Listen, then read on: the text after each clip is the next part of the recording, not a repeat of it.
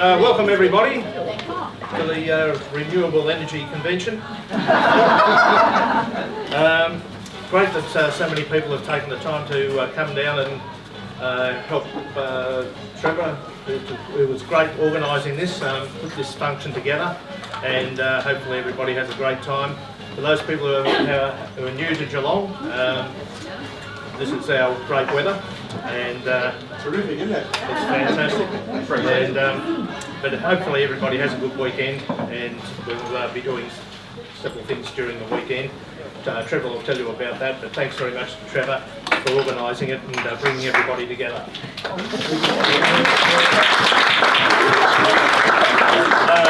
I'm Rob, and I'll just give you a bit about my background. I'm 60, I don't look it. I'm a former journalist. I'm semi-retired. I worked at the Geelong Advertiser and Australian Associated Press. I always lived in Geelong. I worked in Melbourne for 27 years, travelling backwards and forwards. In terms of travel, that is like going to the moon, coming home, going back up to the moon and coming back in terms of distance. So I was glad to get out of there. That was 7 years ago, and now I'm sort of semi-retired, do a bit of freelancing. My great-grandfather was John Windmill, who was born at Barwon Bank in Noble Street. Now, I'm not sure exactly where Barwon Bank was. I suspect it was Noble Street at 245 where I'm living now. Either that or it was 206 Noble Street. But we'll be seeing that tomorrow, I think, when we go for a tour around Newtown. He was one of 8 children and 7 sons and 1 daughter of the Josiah, who was the Josiah who came out here. I think I'm on the right track there. He and his brother William owned the Austin's Quarry, which is at the end of Noble Street, which is straight up the end here. As soon as you can't go any further, you hit the river. Well, the quarry was right at the end there. So I've got photos of the quarry, how it was operated, and the quarry was it was a very dangerous place to work. It was cold. And it's now a sports ground. I kicked 2 goals on that oval. My best ever career performance as a 12-year-old, and rolled my ankle at the same time. So, but that was about 1970. The oval opened. It was a tip before that, and it was given to the council after it was used as a quarry. The council used it as a tip for several years, and then it became the landfill and turned into an oval. So. Notably, the quarry, it provided crushed stone, which was used for the building of roads around the Geelong district. In 1892, they got a steam stone crusher, which was one of the first of its kind in this area, in Geelong and the district. It was actually made in Richmond. They paid £165 for it, and it was able to do 2 inches of blue metal of 60 yards. I think it was 60 yards. I've got it here. It was a 12 horsepower steam powered crusher. It did 2 inches to 2.5 inches, and it would do 60 yards in a day of the 2 inches and 80 yards of the 2.5 inches. So the roads around Geelong all came out of that quarry primarily. So that was in 1892. It really, when they got that crusher, it made a huge difference. They were able to do a lot more with it. The opening, believe it or not, the opening of the crusher was only 16 inches by 9 inches. So they had to blast the rock to put it into the crusher, and apparently the dust went everywhere. It wasn't a great place to work, but there was plenty of wind, as you'll appreciate when you get down to the oval. Or even later today, or whenever you get down there, or if you might have already been there. But it's a very cold place at the best of times. As I say, the explosions were used to blast the rock out, and at the age of 26, John, who was he was the son of Josiah, he was hospitalised due to an accident at the quarry on May 1, 1915. There was a fatality there, and John had his forearm blown off. His hands were smashed in the explosion, and he was lucky to live. 6 days earlier, John's 4th of 7 children, who was my grandfather Josiah, he landed at Gallipoli. He served in World War I with his cousin Frederick, who was the son of Benjamin, until he was discharged in October 1918. After the war, Josiah and his brother took over the quarry from their father John, who bought out his brother. They dissolved the partnership in 1911, and he bought out his brother and paid £1,850 for the quarry back then. 3 months later, after John passed away in September 1939, his third daughter Annie, who was known as Nance, she passed away at age 44. She was probably the first windmill to go through a university. She was a doctor, a specialist doctor, and she flew her own plane in outback Western Australia to help the ill, and it was quite an achievement back then. She's actually featured in a book called Westward Gold, and she was a pioneer of sort of the flying doctor service, I guess. So, and she is remembered over there quite fondly still today. As I say, the Windmills were a Geelong pioneering family. My side of the family were dotted all through Newtown, and even on the other side, they were in Chilwell, Newtown, and around the area. So if you actually look through the rate notices, there's windmills that just go right down the page. They're everywhere. As I said, Barwon Banks was where John Windmill lived, who was the son of Josiah. He lived there with my later grandfather Josiah, and Josiah's sisters, so they were at 206 Noble Street, and Josiah's sisters May lived at 202 and Dorothy lived at 200. She's actually in the family tree as Emily, but she was known as Dorothy. We also had land at logically we would have land at, if you had 200, 202 and 206, you would reckon you'd have 204. I know we had 208 and 210 because that's where they kept the crusher, and the crusher actually got banned from the roads because it was so heavy. It ended up by bursting all the water pipes. So, but while they were quarrymen, they also carted water around Geelong as well, and they carted it for the racing club and different other sporting bodies and organisations. As you can imagine, over the years, the Windmills accumulated land, particularly at the west end of Noble Street, overlooking the Barwon, and on September 29, 1956, 40 blocks of the Windmill estate were sold by Josiah and William, and they virtually brought the quarry to an end. They gave the quarry to the council, and they subdivided these blocks, which in today's money would be around worth about $40 million. Don't ask me where the money is.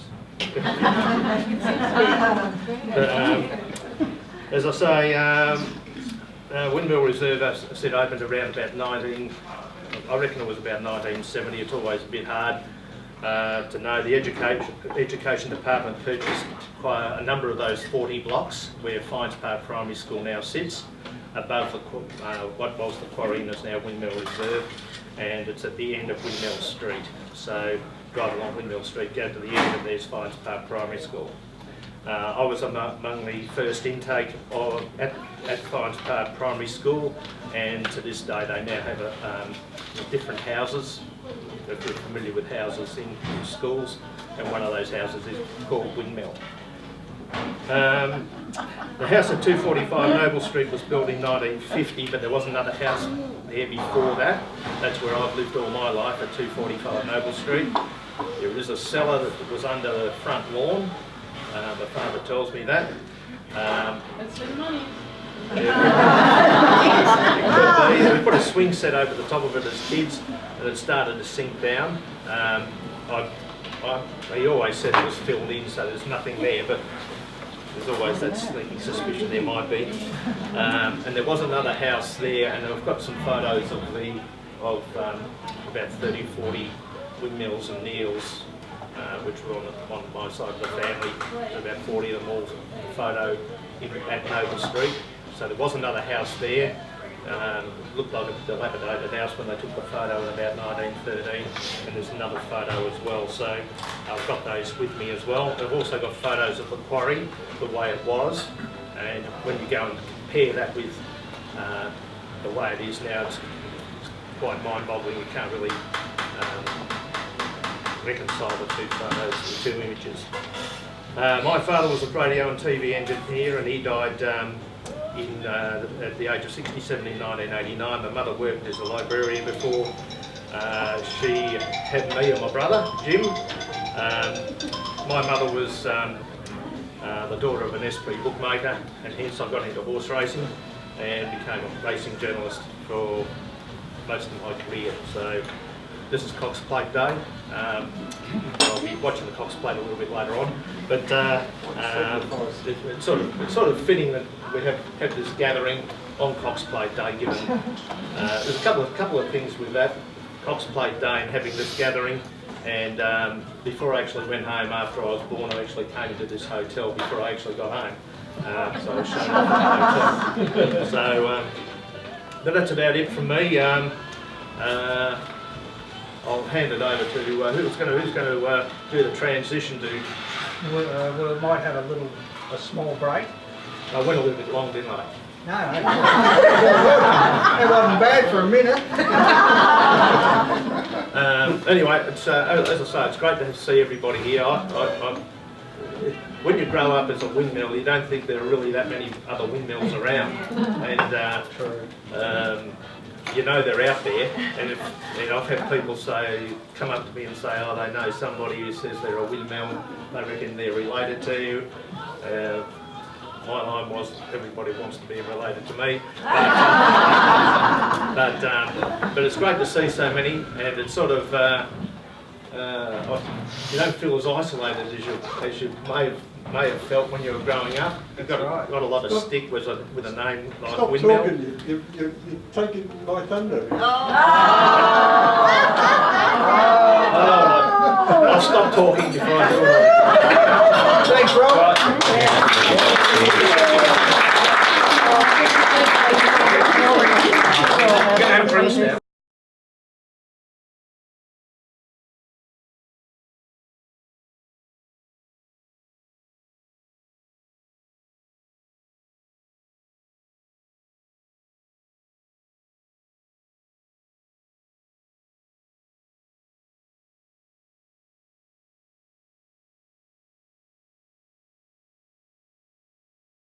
Got a bit of shush, please. Ray's going to speak now. Gee, that was a big introduction, wasn't it? What's your last name, Ray? My name is Ray Windmill. And just to introduce where I sit in the family tree, from Josiah, the first Josiah that came across in the ships to Australia. His son was, one of his sons was Richard. He was my great-grandfather. His son was Aubrey George Beddoes Windmill, and his son was my father Frank. So that's where we sit in the whole scheme of things. Just as a matter of interest, how many of you are named Windmill? Can you put your hand up if you're a windmill? Or you were. Hold on, just a minute. Oh, that's not fair. You mean now? Yeah, if you know his With name. the maiden name. But what if you Okay. If you still name that. How many of you were a windmill, maiden name windmill, or are related to a windmill? Okay. Anyone else? Maybe you're not at the right reunion. Sorry, man. Sort of related, yes. Okay. At school, I used to get teased about my surname. Did we all get teased about being a windmill at school? Yeah. Yeah, what happened? Only the first week. Well, I got a bit self-conscious about it and a bit defensive and what have you. Then I met Girl, who was a windmill, who was a Dutch by birth. We got engaged and there were lots of jokes about us going round together. Then when we were married, she used to get embarrassed when asked about her name, and because she was Dutch and married a Windmill. So she's not the only one. There's somebody else here that we're talking to. He's Dutch and married a Windmill, but it's not so obvious there. Our branch of the family hasn't had much to do with the rest of the family. We didn't know our heritage, and hence we found it a bit difficult to defend the family name. And honestly, I didn't think we had a lot to be proud of. We didn't feel strongly about being Windmills, but a couple of years ago I had some heart problems and faced up with my own mortality, and I thought, well, it's about time I started documenting my life and what I did and what I got up to. And one of the things that comes up then is, well, where did I come from? What are my origins?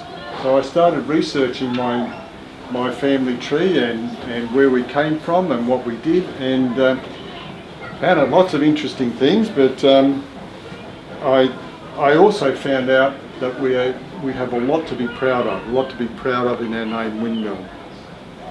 So let me tell you what I've discovered about Josiah and his ancestors. Rob's already spoken a little bit about some of the things about the family here in Geelong, but let me go back to Josiah originally. He migrated from Britain in 1848, and this was at a time when conditions in Britain were not very good. You could say that the area was in depression. He came from an area called Somerset in the west of the country, which was suffering from lots of problems with their economy. The farming situation wasn't good because all the tiny little farms that they had were finding it very difficult to compete against the big they were starting mechanisation then, and they were finding it difficult to compete against those farms. So they would have to put their labourers off and the farmers do more of the work themselves.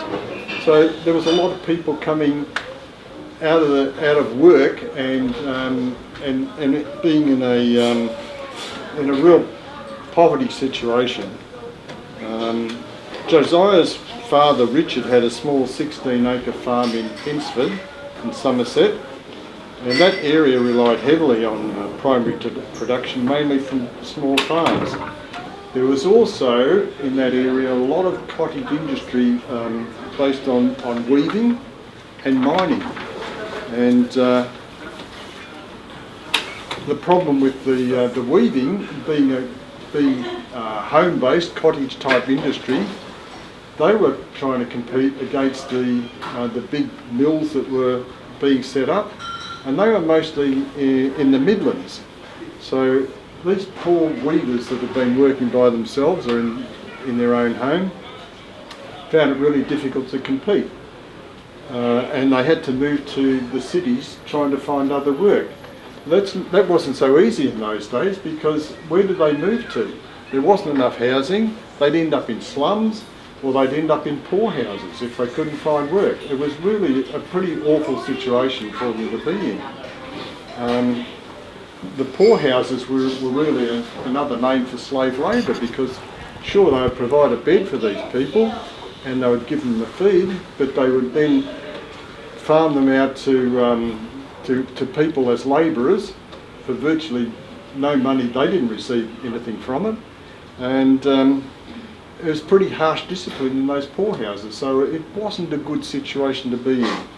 So an alternative to moving to the cities and working in that sort of situation and living in those poor conditions was immigration to the colonies. Now, there were some that went to Canada, but the majority of them, their migration path was to Australia. And that's what Josiah did. At the age of 38, he decided to emigrate to Australia, and in June 1848 he departed for Australia with 220 other immigrants, aboard a ship called the Tasman, a 564-ton ship which was built in Australia. It was built in Hobart Town. It was made out of ironbark, and apparently it was a heavy, ungainly ship, and it didn't make too many voyages before it foundered on a reef. I think it was around Geelong somewhere, the Heads maybe. I'm not sure exactly where it was. But Josiah and his 220 shipmates had a journey of 4 months out to Australia. Apparently it was a long journey because of the poor winds. They didn't get favourable winds. They also got attacked by pirates, and the captain issued arms to all able bodies on the ship, and they scared the pirates off. They didn't actually get boarded or anything, but it wasn't without its dangers migrating to Australia. So Josiah landed at Point Henry in Geelong, and he was initially contracted to work for a Mr. William Roadknight for £20 per annum plus rations. He only stayed 3 months, but he had on his own. So Geelong had only been established a few years earlier. It was first surveyed in 1838. So he arrived in 1848, so it hadn't been established for very long. Another interesting thing about that journey and his arrival in Australia was his surname in England was Windmill without a D. When he arrived in Australia, it was changed to Windmill with a D. So that's interesting that we could have been windmills without a D. When his brother migrated to Australia a couple of years later, he did the same thing, changed his surname to Windmill. So this was around the time of the Victorian gold rushes in 1851 when William arrived, and that was really a land of opportunity because there were so many people that were moving to the goldfields to make their fortune, but there was also good money to be made and a good living to be made from doing other things to support that what was going on. Both brothers did reasonably well for themselves, and Josiah was recorded as owning a house in Yarra Street.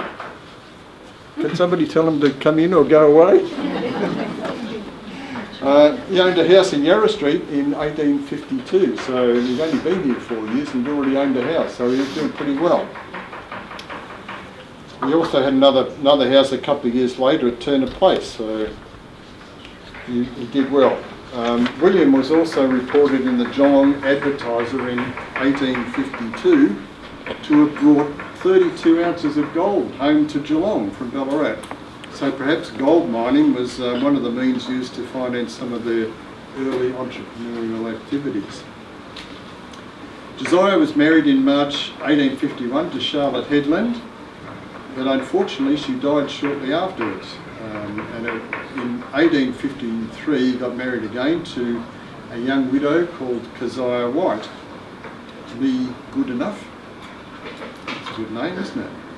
And they had one daughter and 7 sons, including twins George and Richard. Richard was my great-grandfather.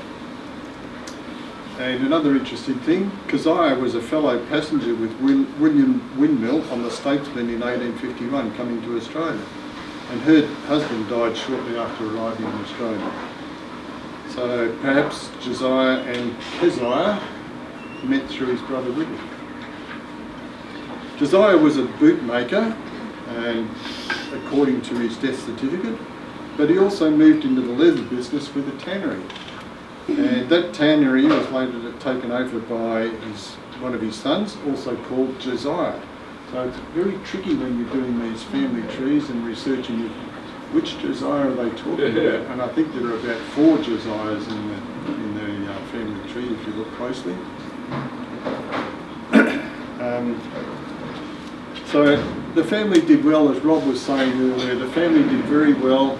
They own lots of property in Geelong. They started lots of businesses. They were very successful, and the family was very well thought of, very well respected in Geelong. And one of the brothers, George was the son of Josiah.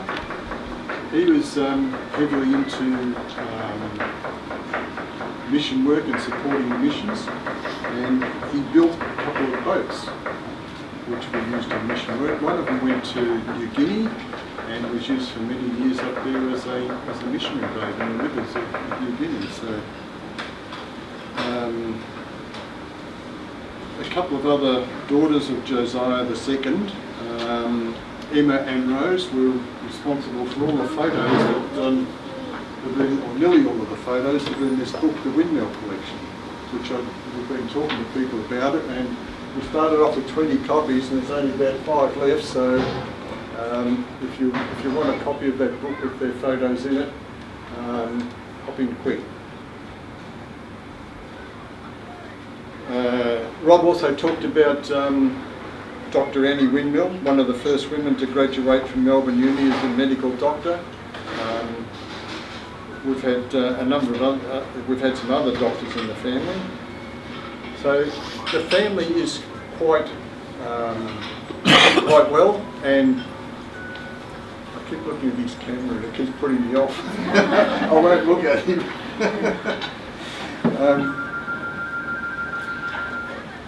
My great-grandfather Richard was a contractor who moved to Flemington, and my grandfather, Aubrey George Beddoes Windmill, was an electrician. And he did well for himself as well, because he also owned a boarding house in Heidelberg, but he passed away when he was only 57, and I was only 2 years old at the time, so I didn't get to know him, unfortunately. Dying so young, he still managed to be quite well off, and left my grandmother with a fairly good income for the rest of her days. My dad was a carpenter and joiner and became a builder at one stage, having his own business. Another interesting fact is my grandfather, Aubrey George, joined the Australian Flying Corps in 1917 and served his time there defending the country. My father also joined the Air Force in the Second World War. He was a tail gunner. He wanted to be a pilot, but they said his eyesight wasn't good enough. I'm not sure how that relates. He's good enough to be a tail gunner, but he's not good enough to be a pilot. You did get to fly a plane though. Bob let him fly. Yep, Bob let him fly, yeah. On his, unfortunately, on his 12th mission to Germany, his plane developed engine problems. The propeller shattered and caused all sorts of havoc in the plane, and it caught fire. They had to bail out, and he spent the next 20 months as a prisoner of war in Germany, and managed to survive that despite the Germans trying to starve them and take them on forced marches, and etc., etc. So he returned from overseas. He actually married my mother in 1942 before he went away to war. And on his return, he fathered 4 sons and 2 daughters, and quite a few of us here today. And I think you'd have to say that we've been successful in our families. We've had lots of children and grandchildren, and achieved many things. I won't take it any further than that. So I've got 3 children and 6 grandchildren, one of whom is here today. Oakley's come all the way from Colorado to be here for the family reunion, and to see the rest of the family, of course. I'm embarrassing now. When I look back on my family and my children and our achievements, I'm proud of them. I'm proud to be a Windmill, and now that I've gotten to know the history of the family, I can say with even more conviction behind it, that I'm proud to be a Windmill, and I hope you all are too. That's all I wanted to say about my family. We did talk about the books being for sale for $15. I've also got a copy of my book that I've written about my life, and it documents in quite a lot of detail the Windmill family as well, and the family trees are in that as well. Now, it's not published yet, but it will be very shortly. If you're interested in a copy, put your name down. Put your name down here and your phone number or email address, and I'll get in touch with you when it's published. And I need to thank my sister-in-law Jan for a lot of the information about the Windmill family that she supplied, and I've got lots and lots of birth certificates and death certificates and marriage certificates. So we've made sure that the information that we put in was as correct as it could be with all that information. So thank you very much for that, Jan.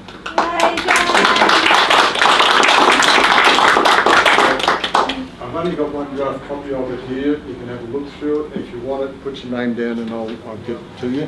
There's quite a lot of other documents here as well. There is another one written about the Riversdale house and the family and the tannery, etc. If you want a copy of that, I can get that to you as well. You just need to put your name down and be specific about what you wanted. Don't say that you want everything, because it's way too much to send you everything. So that's it. Thank you very much. Thank you.